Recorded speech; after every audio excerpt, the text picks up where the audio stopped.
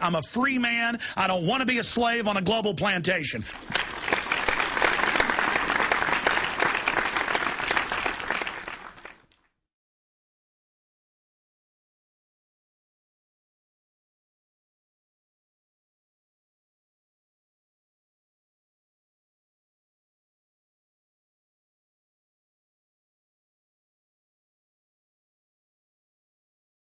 I'm a free man. I don't want to be a slave on a global plantation. I'm a free man. I don't want to be a slave on a global plantation. But I also want to talk today about positive things that are happening. And I'm going to do that at the start of the second hour. And in fact, I'm going to write a note here, positive things. Because as bad as a lot of things are in this world, it always takes things getting bad before people decide to rediscover liberty. And before the average man or woman decides to get up off their rumpus and to believe in themselves and to believe that they can affect change. It takes tyranny to get people to start valuing liberty. See, we go in cycles, and the Founding Fathers talked a lot about this. Many historians have talked about it, that you become decadent because your society is wealthy, then corruption comes in, then hardcore corruption sets in, then tyranny gets into place, and then people struggle against it and regain their liberty and value it, and then incredible prosperity begins again, and then slowly corruption creeps back in, the prosperity goes away, the freedom goes away, tyranny comes in, the people stand up again, and then once they have liberty and once people are moral, then the blessings of freedom come back, the prosperity comes back, and then the children and grandchildren become decadent again, and the cycle continues itself over and over and over again. So I'm going to be talking about some of the positive things that are going on in this world when we start the second hour today. And here I was in many demographics beating Howard Stern, who was on in the morning. Now, then the two radio guys had left to go on to better pastures who had hired me at that station from watching me on Access TV, and they brought in some guys who never really worked much in radio, and they got very upset by my ratings. They got very threatened by it and basically said, you're going to stop talking bad about the government or you're fired. And I said, I can't do that, so they fired me, I don't know, it was 6 weeks later or so, and really enjoyed themselves and said, you're out of radio, ha, ha, ha. And I laughed at them. I said, I'm doing a show already from my house on ISDN on more than 10 stations. They said, no, you're not, you liar. You're not on the radio. And I've always had to deal with this, that I don't exist and that I don't dominate and that we're not number one. I am number one. And you put me up against anybody on a frequency even half as powerful, within 6 months to a year, I will be number one, period, anywhere you put me on the radio. And you know why? Because people, even if they're dumbed down, have good instincts, good guts. And anybody listening to this radio show in your gut knows I'm absolutely 100% hardcore real, and there's no teleprompters here, and I believe exactly what I say, and I do what I say I'm going to do. And that's what people want. And it's a parallel to Ron Paul. He's number one in New Hampshire, number 2 in the Iowa straw poll, winning all the other major scientific polls, number 1, number 2, or number 3. Has massive support. Every political analyst that's been honest has said for 2 years he's the only guy that can beat Barack Obama. The Republican leadership is a complete joke. And what happened last Friday after he won the debate, hands down, in Iowa? Totally dominated it. Had the people standing ovations. The talk show questioners, the host of the show were attacking Paul. All the other political hyenas were attacking the lion out there. And everybody saw it. And so what happened Friday? All the big neocon talk show hosts came out and literally attacked Ron Paul and said he was basically the devil and would destroy America. When they're the people that ensured that mainline rhinos who are for carbon taxes, big government, all these wars, torture, into the Bill of Rights, warrantless wiretapping. You guys have made sure that they stayed in power and that there was no real challenger to Barack Obama so he could get in power. And here's Ron Paul, right about everything across the board, never compromised, the same yesterday, today, and tomorrow. And here you are coming out and going after him, joining CNN and others, saying Ron Paul can't win putting out that false mantra. It's the same thing. You give Ron Paul a fair shake. You line him up with the rest of the horses. He will absolutely stomp every one of them into the ground, just like I will.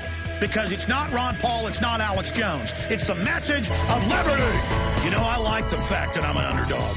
I like the fact that I crawled up from nowhere. I didn't have some giant defense contractor 25 years ago when AM radio was completely dying get behind me and pay to get me on dozens of stations to get ratings and then expand talk radio across the nation.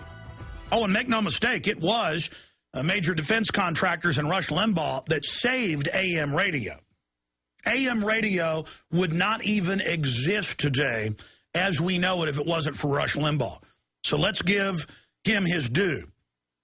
And this is something that's in the way back burner of my brain. The fact that any time I'm put up against Rush Limbaugh or anybody else, I absolutely dominate them. People are like, well, then give us these ratings numbers. Let me explain to you talk radio. Whenever Ted wants to get the ratings, he has to go out to the big consortiums and pay to see them. Do you think the TV networks just get to see the Nielsen ratings for nothing? You think Nielsen does that for free? Goes out and gathers that data? No, you have to pay for it, and a hefty sum. Ted just came in my ear during the break, and he said, yes, we were already on that. We already have the numbers. I got a bunch of cities for you. Well, then, why isn't my show being promoted? Because I talk about 9/11 being an inside job? Because I'm not some candy-ass libertarian show? Excuse me. Because I'm not a coward? I'm Mike Tyson in his prime. Put me in the ring. I will rip these people to shreds. Fist and elbows. They're going down because I want liberty. That's why I'm fighting, is for my family. I know how real this is. I'm not fighting for a big ego. I'm not fighting to go to these stupid radio conventions and everybody kiss my hind end. I'm a recluse. I want to be left alone. That's why I'm out of the gates. That's why I came out of my cave. Because I want to be left alone. That's why I'm here. That's why I'm angry. I don't want to be here. I got up at 6 a.m. and took my children fishing. And I almost called in and canceled the show today. I'm out there with a French bulldog and my 3 children. I'm catching bass and catching sun perch and trying to catch catfish. Boy, I had a big one right up there, almost caught him, but broke the line. That's what I want to be doing, not hanging around with rich people in New York or Los Angeles or showboating around with people. You can ask by in my office. I might go to a movie every couple of months with a crew or something, but I'm not out hanging out. I'm not out trying to hang out with the people and act cool and be seen. I want my freedom. I want my freedom. And I want the globalist off my back. I'm a free man. I don't want to be a slave on a global plantation. Now, see, in the old days, a bad decision would mean you'd freeze to death or be killed by lions or starve. In the old days, no matter what culture, people were real close to reality, real close to where the rubber meets the road. Only in this modern decadent society could cowardly people giggle and snicker. But when they giggle and snicker looking at me, they are almost crying. They're upset. They're scared. They're thinking, this guy has been right about everything. And so I'm going to giggle and snicker, kind of like gallows humor, to make themselves feel like they're on top of things. That's what they do. And it's pathetic to the point of I won't even go around those people now. Not because I even hate them. I don't want to be in their presence. Because people like that are going to buy whatever they're told. You know, a lot of you have seen the footage, the films of Jews and other people being run into dirt pits and shot in the back of the head. And I'm sure you've seen the footage of the naked women with their babies in their arms being run in there, humiliated, and being shot in the head. And people say, why did they put up with it? Because by increments they put up with it. If you'll put up with 1 inch of tyranny, you'll take 1,000,000 miles.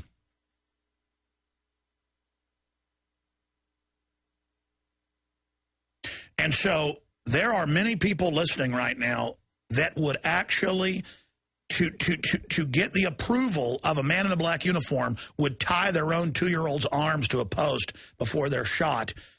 I mean, I've watched a lot of newsreels, raw newsreels. We've actually purchased them from the National Archives. I have watched hours of newsreels of Nazi executions. I've also seen some Soviet executions. They weren't as prolific at documenting it as the Nazis. And in most cases, the men, if they were still dressed, would take their hats off and bow to the Nazis and try to jog perfectly to get their approval. And were very proud of themselves how they stood up straight to be shot. Not me, ladies and gentlemen. Number one, I wouldn't be in that position. I'd have been dead a long time ago, taking a bunch of people with me. That's A. And B, if I would have gotten in the position, if they tasered me or whatever, and a month later I'm out of jail being run into a pit, when I was running by one of the Nazis, with all of my hatred, I would grab them and bite their nose off. I would have enough strength at that point to break their neck with my bare hands. Any of you can do that if you just turn it loose. I will not sit here and suck on the gun barrel before you blow my brains out. You understand me? I am not under your mind control. I broke my conditioning a long time ago. And it's time for people to be born again hard. That's a line from Full Metal Jacket. But that's an old saying they had, I read back in the 50s and 60s in the Marine Corps. People who were really weak but finally went through their pain and woke up and found their strong side. It's time to be born again hard. It's time to get your mind hard and stop being chicken necks. Just because you live in denial doesn't mean all this evil isn't swirling around you, trying to get rid of the last bits of the Constitution so it can run wild on us. I am not going to run into any physical pit or psychological pit and lick your boots. Do you understand that? I want that straight. I want that understood.